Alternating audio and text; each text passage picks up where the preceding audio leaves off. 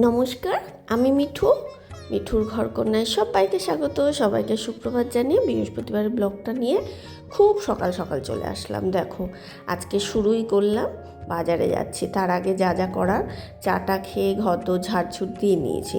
কালকে রাত্রে ওর বাবাকে বলেছিলাম ঠাকুরের ফুল টুল আনতে যাব, এবার যাইনি, বললাম আমার ইচ্ছা করছে না, আমি যাব না। আমি তাহলে আজকে সকাল সকাল যখন চাটা খাওয়া হয়ে গেছে, আজকে গিয়ে একটু ফুলটা আনি।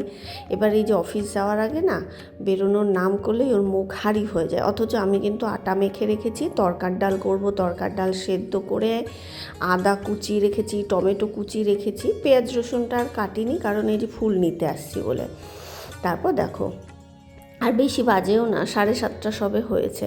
আর এরা 7টার মধ্যে 7টা 7:30টার মধ্যে দোকান খোলে। আমি গিয়ে বউনি করলাম আর কি। আর দেখো, সকালবেলা গিয়ে ফুল দেখেই, তাজা তাজা ফুল দেখেই তো মন ভালো হয়ে যায়। আর ফুলের দোকানে গেলে না, ফুলের দোকান, ফলের দোকান, মানে এত রং থাকে, রং বেরঙের ফুল, রং বেরঙের ফল, সেটা খুব ভালো লাগে। তারপর ফুল টুল নিয়ে নিলাম, নিয়ে একজন সবে গাছ পাকা আম এনেছিল, হিমসাগর। এবার ওর বাবা তো খায় আম, ভালোবাসে ওর বাবা, ছেলেও খেতে চায় না, আমিও আম ভালোবাসি না। আমি যেটা খাই লিচু, তালশাঁস, তরমুজ, আমার মন ভরে খেয়ে নিই। তারপর 2 কিলো বলেছিলাম, উনি মাপলেন, 2.5 কিলো হয়েছে। একদম গাছ পাকা তো একটু বেশিই নেয়, অন্যবার 150 টাকা করেও কিনেছে, এবার 120 টাকা করে মানে উনি বললেন। 2.5 কিলো নিলাম। আর নিলাম হচ্ছে কলা, বর্তমান কলা 6টা নিয়ে বাড়ি চলে আসছি। আর বললাম না যে আমার মাথার মধ্যে চাপ রয়েছে, যেহেতু তরকার ডালটা করব। আর তরকার ডাল করতে জানোই তো, পেঁয়াজ রসুন আদা এগুলো কাটতে একটু সময় লাগে, যদিও আদাটাকে আমি খোসা ছাড়িয়ে গেছি। তারপর গিয়ে ঝটপট পেঁয়াজ রসুনটাকে কেটে আর একদম কুচি কুচি করিনি, কি বলো তো, মিক্সির যে ছোটো ডাব্বাটা আর কি, ওটার মধ্যে দিয়ে ওই মানে চপ টাইপের করতে গেছি আর কি, একদম কুচাতে গেছি। এবার কুচানো হয়নি, ওই অনেকটা মিহি হয়েই গেছিলো। সেটা দিয়ে তরকার ডাল করলাম, করে আর জানোই তো যে ডিম পেঁয়াজ রসুনে আমার ছোঁয়াছানি লাগে রুটি করলে, মানে ওইটা একটা টেনশান হয়ে যায়। ডান দিকে করে তারপর ভালো করে গ্যাস ট্যাস মুছে তরকার ডালটা বাঁদিকে দিয়ে আবার রুটি করে দিয়েছিলাম ওর বাবাকে। আর চাল কুমড়োটা তো কালকে ফ্রিজে ভরে রেখেছিলাম, মাছের মাথা দিয়ে খাবো বলে। মাছের মাথা তো মাচালা দেয়নি, তা আজকে বের করে রাখলাম। এরপর ওর বাবা তো খেয়ে চলে গেছিলো, এবার আমি খেয়ে নিচ্ছি, ছেলে এখনও শুয়ে রয়েছে। আমি বললাম না, আমার না সকাল সকাল খিদে পেয়ে যায়, যেহেতু রাত্রিবেলায় কোনো দিন খাই, কোনো দিন খাই না, কোনো দিন একটা রুটি খায়। এবার ওই 9টা 9:30টার মধ্যে, 9টার মধ্যে ওর বাবা চলে যাওয়ার পর আমি ঘরটা ডাস্টিং করে একটু কাজ করেই খেয়ে নিই। ও ছেলে উঠে পরে খায়, রুটিটা করাই থাকে। তারপর আমি রুটিটা খেয়ে নিয়ে ভেন্ডি আলু কেটে পোস্তটা করে নিলাম, আর অপেক্ষা করছিলাম যে মাছালা যাক, দেখি মাছের মাথা, চিংড়ি মাছ আর যা মাছ পায়। এবার মাছের মাথা তো পেলামই না, চিংড়ি মাছও পেলাম না, আর যা মাছ ছিল সব অন্য মাছ, ইচ্ছা করলো না। তারপরে ডিমও নেই, জানো তো, ডিমওয়ালাকে ফোন করেছিলাম কালকে সন্ধ্যেবেলা দিয়ে যাওয়ার কথা, অথচ সন্ধ্যেবেলাতেও দেয়নি, আজকে সকালেও ডিমওয়ালা দেয়নি, নাহলে ডিমও করতে পারতাম।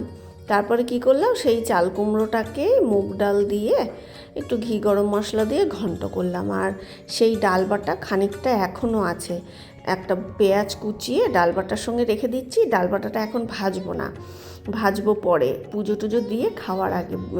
ওই বড়া তারপরে এরকম ভাজাভুজি না আমি একদম করবো আর খাবো, একটু কষ্ট হয় কিন্তু তাই করি।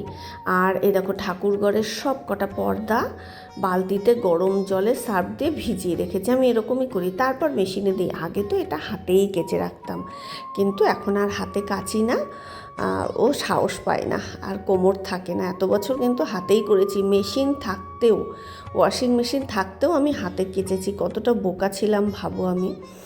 এরপর তোমাদের একটা জিনিস দেখায়, রবিবার তো লোকনাথ বাবার পুজো আছে, আমার ঘরে বলি না সব সময় নতুন শাড়ি থাকে, বিশ্বাস করো সব সময় থাকে, মানে কিনে আমি রেখে দিই, মানে কিনেই যে পরে ফেলি তা না, মানে আমার ঘরে আলমারিতে নতুন শাড়ি থাকবে, আমার খুব আনন্দ হয়।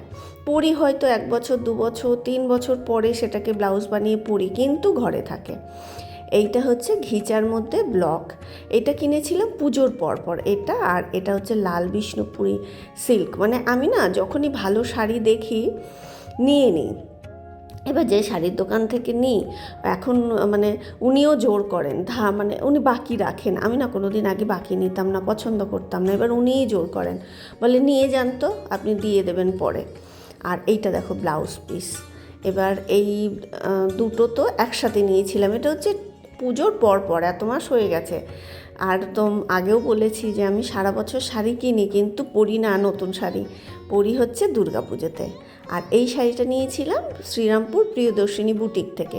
টিভিতে লাইভ চলছিল ফেসবুকে, তখন শাড়িটা দেখেছিলাম। এটা হচ্ছে হাফ তসর। আমি না একটা হাফ তসর পরিনি, হাফ তসরে কাঁথা, একদম হ্যান্ড স্টিচ। আর কালারটা তো সেই কচুরিপানার ফুলের কালার ছিল। এই কালারটা আমার ভীষণ ভালো লাগে, তা দেখেই আর লোভ সামলাতে পারিনি। এটা অনলাইনেই নেওয়া আর কি। এটা ডিসকাউন্টে দিয়েছিল, কাটা জোড়া না কিন্তু মাঝে মাঝে দেখবে বুটিকে না একটু ছেড়ে দেয় ডিসকাউন্ট। আমি সেই অপেক্ষায় থাকি, যখন দেখি একটু ডিসকাউন্ট দিচ্ছে। হাফ তসর 4,000-এর নিচে তুমি কোথাও পাবে না, তসরই 6,000 7,000-এর নিচে, মানে এমনি তসর। আর স্টিচ হলে গুজরাটি হোক কাঁথা হোক সেটা তো 11-12,000। এটা হচ্ছে হাফ তসর। হাফ তসরও কিন্তু তসরের মতনই ফিল, বোঝা যায় না। তা এটা নিয়েছিল 3200 টাকা। বিশ্বাস করো কেউ কোথাও পাওয়া যাবে না। আর এটা হচ্ছে আঁচল, এটাও কিন্তু আমি দুর্গাপুজোতেই পরবো বলে রেখেছি। এবার লোকনাথ বাবার পুজো তো ভাবছি কি হলুদটা বানাবো, মানে বের করলাম যে টেলারের কাছে নিয়ে যাব। লাল বিষ্ণুপুরি সিল্কটা বানাবো না হলুদ ঘিচাটা বানাবো, এটা একটা দোনামোনা করছিলাম। এই শাড়িটা তোমাদেরকে দেখিয়েছিলাম যখন নিয়েছিলাম, কিন্তু ওই শাড়ি দুটো দেখাইনি, ওটা পুজোর পরপর নিয়েছিলাম, ওই দুর্গা পুজোতে পরবো বলে। তা ভাবছি লাল শাড়িটাকে আজকে গিয়ে টেলারের কাছে দিয়ে আসবো, একটু জোর করলে দিয়ে দেবে, শনিবারের রাতেই দিয়ে দেবে ব্লাউজ। তারপরে লাল শাড়িটাকে বিষ্ণুপুর সিল্কটাকে রাখলাম, রেখে বাকিগুলো আলমারিতেই ভরে রাখলাম, দুর্গা পুজোতে পরবো। তারপর দেখো এই জায়গাটা না পরিষ্কার করতে পারছিলাম না এই পায়ের জন্যে, তা সব বের করে নিলাম। এবার অনেক কাজ আছে, বলি না যে মেয়েদের ডাক্তারের কথা শুনলে চলে না। সত্যি সত্যি গো, মেয়েদের কি ডাক্তারের কথা শুনলে চলে? তাহলে সত্যিই সংসারে মানে কি বলো তো, মানে ওই নোংরা হয়ে থাকবে। কত কাজ থাকে যেগুলো একটু বসে করতেই হয়, সব দাঁড়িয়ে করা যায় না। দাঁড়িয়ে তো আমি অনেক কিছুই করছি। আর আজকে এত গরম না, বিশ্বাস করো যেটা আমার অপছন্দ, আমি নাইটি পরে আসি না, খুব সামান্য হয়তো একটুখানি চলে আসি, কিন্তু আজকে সকাল থেকে না ইচ্ছাই করলো না যে একটা কুর্তি পরে ভিডিও করি, ওই নাইটিটা পরেই করছি। কেউ কিছু মনে করো না যদি আমি পরি না, এবার 2-1 সময় চলে আসে, আজকে ইচ্ছাই করলো না, এত গরম লাগছিল। এরপর রান্নাঘরের ওই সেলফগুলোকে পরিষ্কার করে শুকিয়ে গেলে ফ্যান চেলে দিই, জানো তো, নাহলে এত গরম। আর কি হয় বলো তো, বসে বসে অসুবিধা কী হয়, এই নিচে কাজগুলো বসে মানে উঠতে কষ্ট, কিছু একটা সাপোর্ট দিয়ে উঠে বারবার ওই একটা পুরনো গেঞ্জি দিয়ে মুছি তো, শ্যাম্পু নিয়ে বালতির জলের মধ্যে শ্যাম্পু দিয়ে বাথরুমে রাখি, তারপর বারবার গেঞ্জিটাকে নিংড়ে জায়গাটাকে পরিষ্কার করে অন্তত 3-4 বার করি। ওই বারবার নিংড়ে বাথরুম থেকে এসে বসে করা, ওইটাই হয়ে যায় কষ্ট। দাঁড়িয়ে কাজগুলো কিন্তু খুব কোনো কষ্ট হয় না। তারপর ওর বাবা আজকেও ঘরটা মুছে যায়নি, আজকে ভেবেছিলাম ওই ফ্ল্যাটটা মুছবো, কিন্তু বৃহস্পতিবার পুজো দিতে সময় লাগবে, তাই আর ওই ঘরটা মুছলাম না। ওই ঘরটাও 3 দিন হয়ে গেল, মুছতে পারছি না। এবার দেখো সকালবেলা গিয়ে পদ্ম গোলাপ 2টো গাঁদার মালা আর শুধু আমের পল্লব পেয়েছি, না বেলপাতা তুলসী পাতা দুব্ব পান কিচ্ছু ছিল না। মানে অত সকালবেলায় তো আসছে, বলছে বৌদি একটু দাঁড়ালেই পাবেন। আমি বলছি দাঁড়ানো, এখনই গিয়ে টিফিন বানাতে হবে, দাঁড়ানোর সময় নেই। তারপর এই দেখো পরশু দিনকে যে এনেছিলাম না গোড়গুল কর্পূর, তারপর হচ্ছে ধুনো, এই যে গোড়গুল দেখায়, এই গোড়গুলটা একটুখানি আলাদা লাগছে, এটাও এক ধরনের আঠা।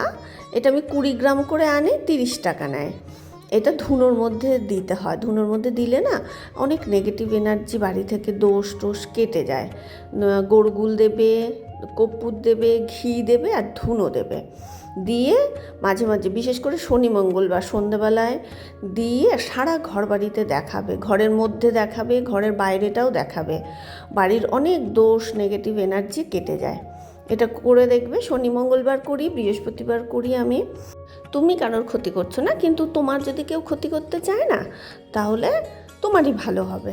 আমার মনে হয় যে আমি যদি কারোর ক্ষতি না করি, তাহলে আমার ক্ষতি কেউ করতে পারবে না। এটা আমার কোথায় যেন একটা মনের বিশ্বাস। আবার বাড়িতে না অনেক সময় নেগেটিভ দোষও থাকে, যেগুলো তো আমরা জানি না। অনেক কিছু পজিশন ভুলভাল রেখে দিই, দোষগুলোও না কেটে যায়। এরপর বৃহস্পতিবার পুজো দিতে তো অনেক সময় লাগে। ঠাকুরের মালাগুলো এখন দাঁড়িয়ে দাঁড়িয়ে ওই বড় শোকেসটার উপরে গেঁথে নিই, বসে তো পারিই না, পা যায়। আর আজকে ভেবেছিলাম প্রদীপটা মাজবো, সে আর পারলাম না, জানো তো, প্রদীপ মাজতেও অনেক সময় লাগে। তারপর যে সকালে আম কিনেছিলাম, একটা ঠাকুরের জন্য তুলে রেখেছিলাম, আম দিয়ে মালা টালা দিয়ে সুন্দর করে ঠাকুরকে পুজো দিয়ে নিলাম। তাহলে আজকের মতো ভিডিওটা এখানেই শেষ করছি। কেমন লাগলো প্লিজ একটু কমেন্ট করে জানিও। ভালো লাগলে ভিডিওটা লাইক করে আমার চ্যানেলটা সাবস্ক্রাইব করে দিও। সবাই খুব ভালো থেকো, সুস্থ থেকো, টাটা।